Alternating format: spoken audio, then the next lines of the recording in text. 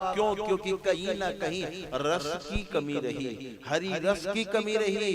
परमात्मा के नाम रामचरितमानस, भगवत गीता, भागवत के रस की कमी रही, इसी कारण पौधा सूख गया।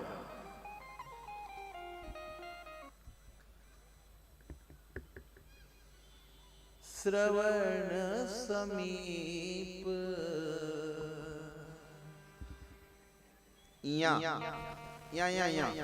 यहाँ बहुत 80 साल भी हुई जाए नहीं होगा, बाद में भी नहीं आए नरक यहाँ दौड़ा। रामायण में यहाँ की लिखी है, इनकी नहीं है, ये तो देख लो। जब वो शुरू में आष्टा में आयो थे नहीं, जब का फोटो बताए लोग मारे। मुरावर में 2004 का मुझे मेरे पटेल साहब ने, मेरे यजमान भी हैं, हाँ, सींचती रहती है वो माता। आपके पटेल साहब जो थे पिताजी साहब, उनके भी दर्शन करे मैंने। अंतिम श्वास तक भी उन्होंने अपनी नित्य क्रिया को टूटने नहीं दिया। पटेल बा, सही बात है ना? खड़े हो, ये मुरावर के 2004 के यजमान हैं मेरे साहब।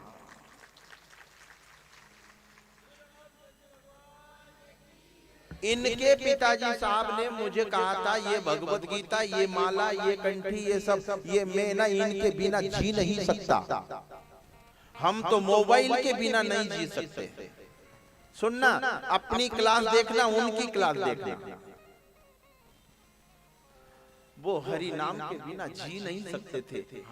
ऐसे महापुरुषों को नमन करता है गोविंद जाने। अपनी रामचरितमानस माता को सूक्ष्म रूप से राम राज तक पहुंचाने की कोशिश करता हूं। आप सब मेरा साथ देना।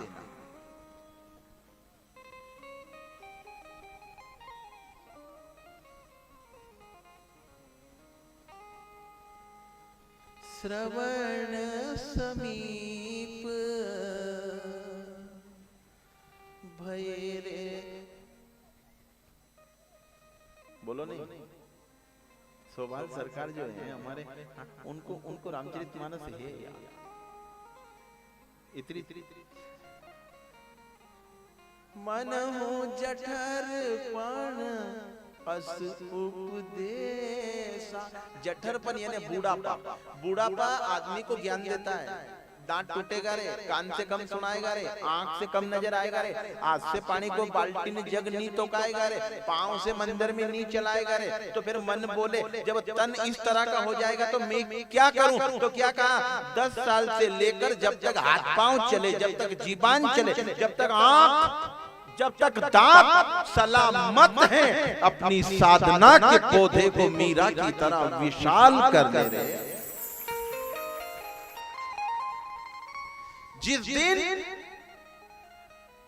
हाथ से माने कछु नहीं हो,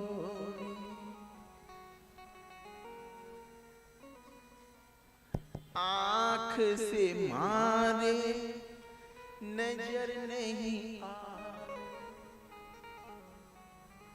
ओ मन लागो जन्म को रो, बूढ़ा को मेरी बन।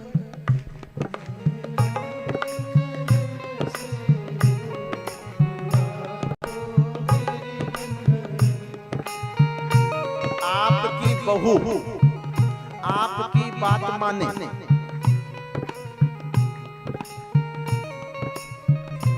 आपके पति आपकी बात माने, आपकी पत्नी आपकी बात माने, इतने ही उस बंसी वाले को मना लेना। यदि नहीं मना पाए तो बाद में मानने वाला नहीं है, फिर तो जम कुल्हाड़ी लेकर मारने आएगा।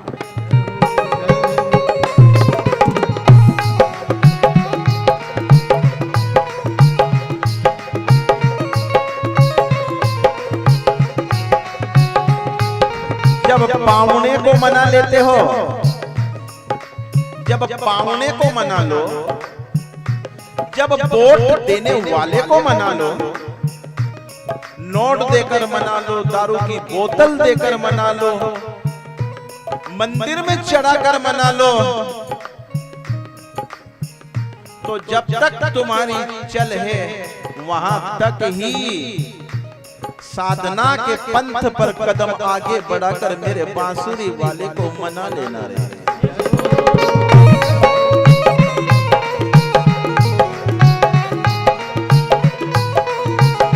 मैं तो अब समझी गुरुदेव बुढ़ापो मेरी बन गयो।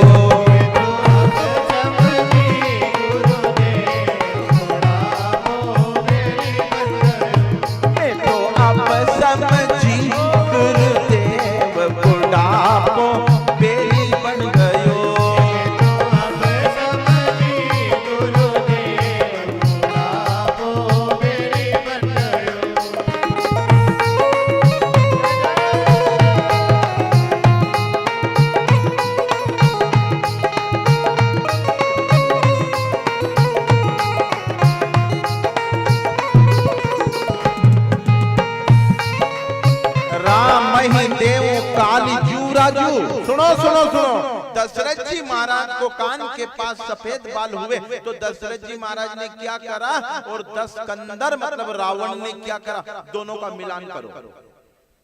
दशरथ जी को कान के पास सफेद बाल हो गए ना, तो दशरथ जी ने क्या प्लान करा, राम ही देहु काली जू राजू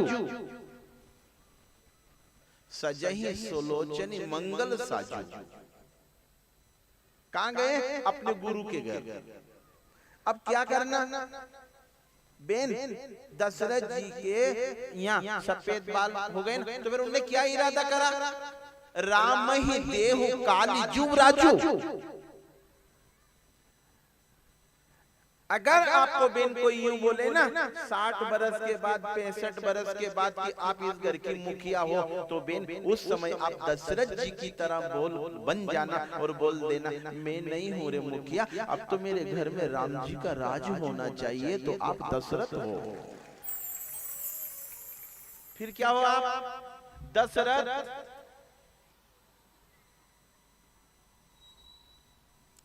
पर होता क्या है, जितना आप अच्छा काम करोगे ना, जितना अच्छा मंदिर बनाओगे ना, जितना अच्छा भांजी का ब्याह करोगे ना, जितना आप धर्म का काम करोगे, याद रखना आपकी बुराई उतनी ही होना शुरू हो जाएगी। क्यों होगी? उसका कारण सुनो, ये जितने भी सूखे जाड़के हैं, कौन है? जितने भी सूखे जाड़के हैं, वो सूखे जाड़के में ना तो फूल आए, ना फल आए, ना कोई के छांवलो दे, तो फिर भी कहीं करे, जितने भी फलदार वृक्ष हैं उन पर वो जलन करने लगते हैं। इसीलिए तो सूखा झाड़ का एक दिन राख बन जाता है। ये जलन के कारण ही तो राख बने। ये जितने जितने आप पर रीसे बढ़े, इनकी परवाह मत करना। रामचरितमानस की आज पूर्णता के दिन मेरी रामचरितमानस माता कहती है आपको, ये जलपन करने वाले, आपकी जड़ काटने वालों को सूखा झाड़ मान लो, राख उसी की बनती है जो जलता है। आप मत जलना, आप तो हरे भरे रहोगे, उनको जलने दो आप पर, ताकि उनकी राख हो जाए।